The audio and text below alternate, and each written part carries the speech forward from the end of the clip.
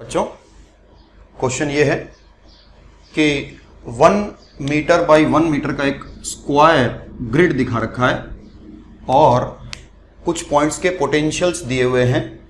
The potentials have been shown by points red marker और question है कि find electric field vector.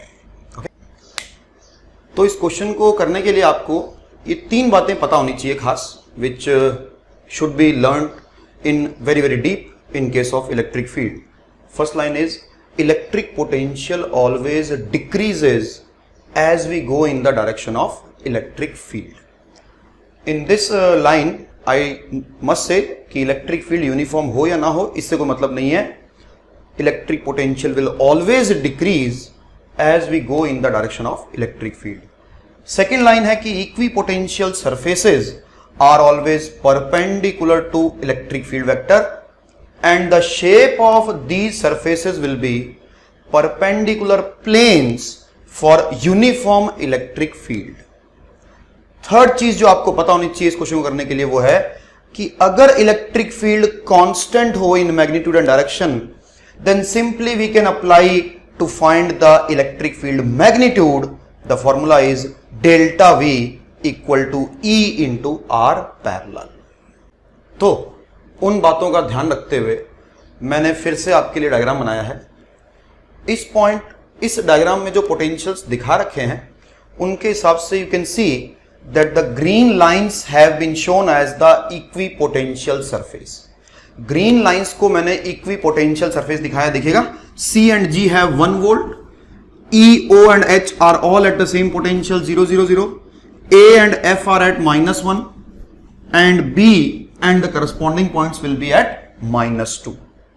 And the blue lines have been shown as the electric field vector.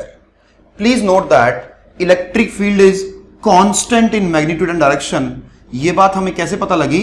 क्योंकि जो equipotential surfaces दिखा रखे हैं they are all planes. Second thing, ये electric field की डायरेक्शन आपको कैसे पता लगी? नीचे की तरफ ही होगी.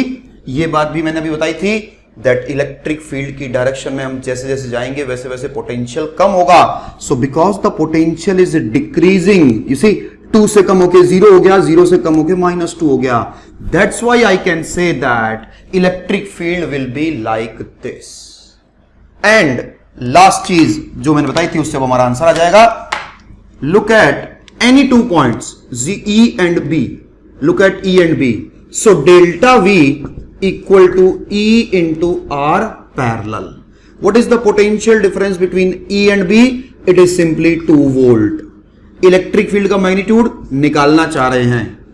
R parallel यानी इन दोनों के बीच की पैरेलल, इन दोनों को लाइन करने वाली लाइन, इन दोनों को ज्वाइन करने वाली लाइन के अलोंग जो लेंथ है. So because this is 1 meter, so this length will be obviously 1 square plus 1 square यानी √2. सो इलेक्ट्रिक फील्ड का मैग्नीट्यूड निकल कर आ जाता है 2 upon √2, दैट इज √2 वोल्ट पर मीटर.